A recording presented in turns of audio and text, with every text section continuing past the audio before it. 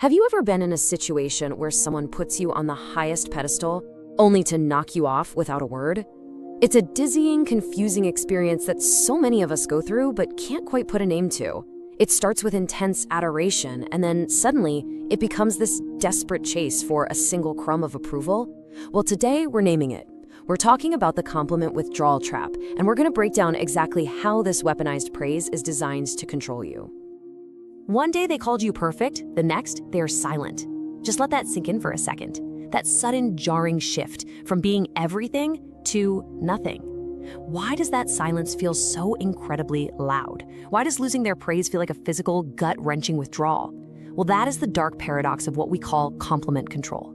It's a calculated tactic designed to manufacture a dependency on their validation, to literally hijack your sense of self. And today, we're pulling back the curtain to show you exactly how the trap is set. So here's our game plan. We'll start with that emotional whiplash, the praise and silence paradox.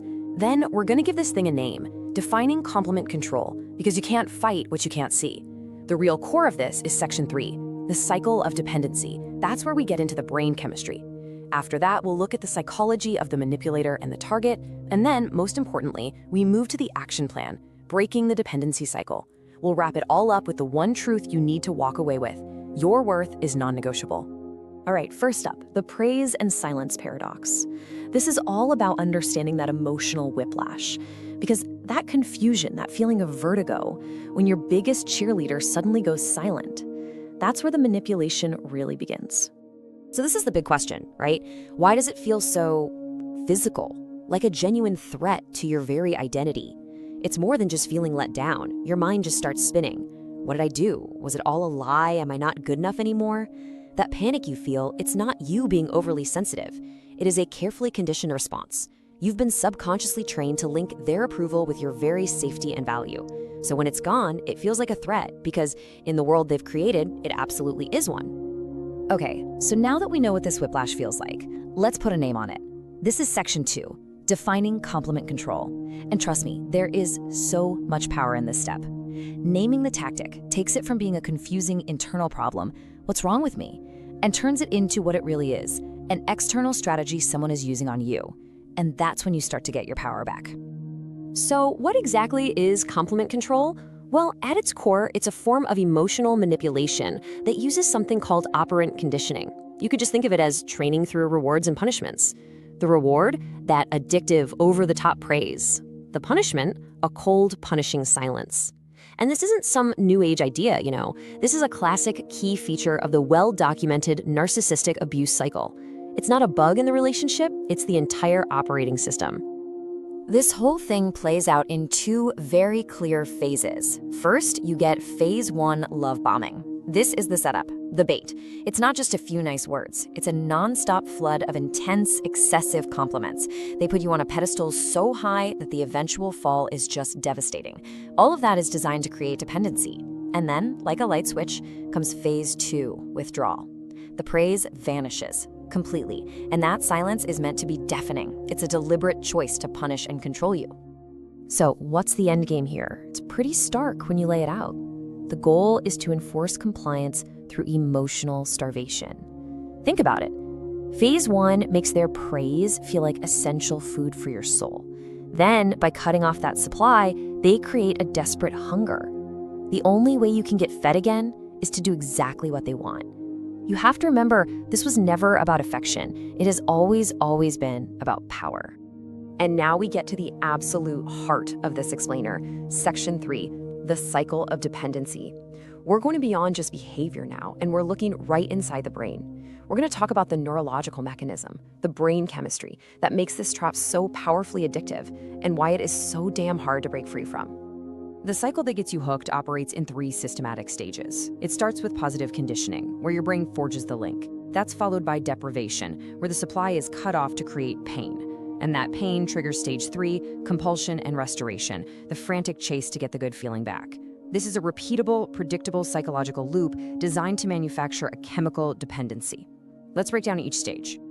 Okay, stage 1, positive conditioning. During that initial love bombing, all those intense compliments are doing more than just making you feel good. Every single time they praise you, your brain gets a little hit of dopamine. That's the same chemical involved in pleasure, motivation, and, you guessed it, addiction. Your brain is literally being rewired to connect that person's validation with your own self-worth. Their approval becomes the drug, and their voice is the delivery system.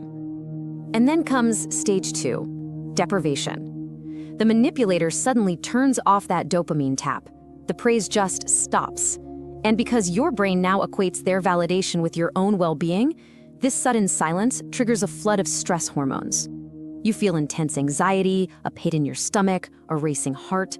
Those are real physical withdrawal symptoms. I want to be really clear here. You are not just being sensitive. Your brain is in a state of neurochemical withdrawal, and it's screaming for its fix. That intense pain from withdrawal leads you right into stage 3, compulsive pursuit. This is where you scramble to get the drug back. You apologize for things you didn't even do, you bend over backwards, you do anything to end that painful silence. And here's the most insidious part of the trap. When you finally submit and they give you a tiny crumb of praise, the dopamine rush of relief is enormous. And that very relief reinforces a dangerous lesson in your brain. Submission makes the pain stop. Every single time this cycle completes, the trap gets stronger.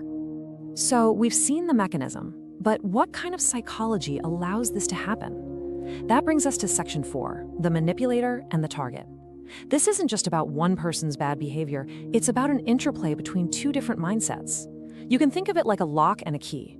We need to understand the manipulator's motivation, the key, and the target's vulnerability, the lock, to see why they fit together so perfectly. And here are the two sides of that coin. On the manipulator's side, it's all driven by a need for what's called ego regulation and narcissistic supply.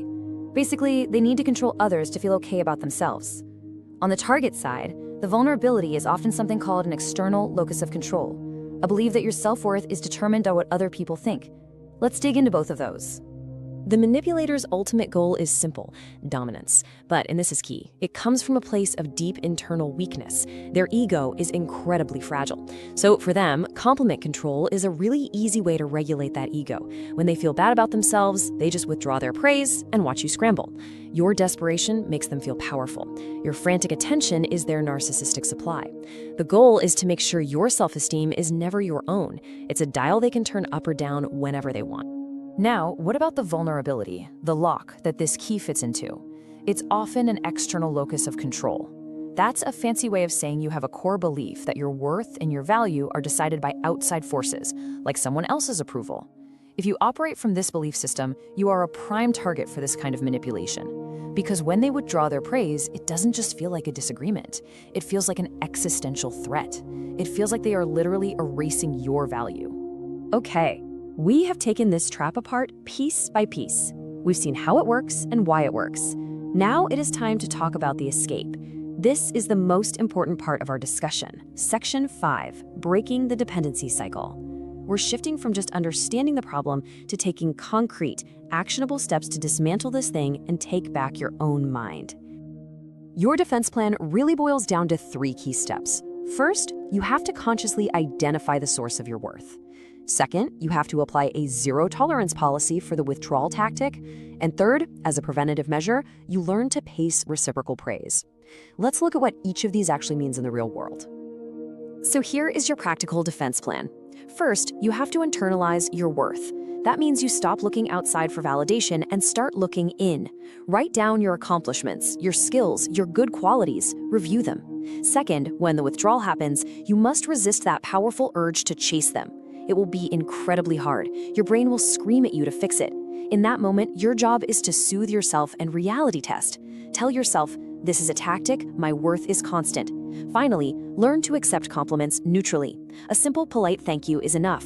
Don't get high on the praise. That's how you stop the hook from ever setting in the first place. And that brings us to our final and most fundamental point. This is the core belief that makes the entire defense strategy possible. Section 6. Your worth is non-negotiable.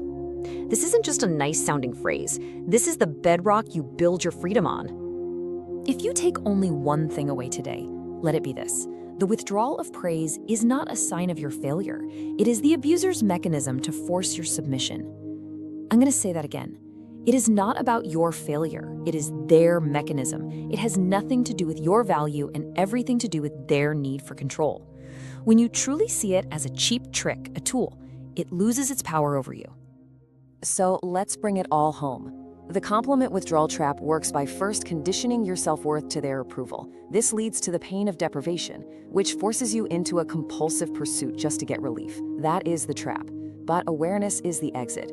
You break that loop by consciously internalizing your own worth and by applying a zero-tolerance policy for this manipulative silence. That's how you break the chemical dependency. That's how you starve the mechanism of its power and walk free. Because in the end, when you strip away all the noise, all the manipulation, all the fear, you are left with one simple, unshakable truth. Your worth is not up for negotiation. It is constant. It comes from within, and it requires no external approval.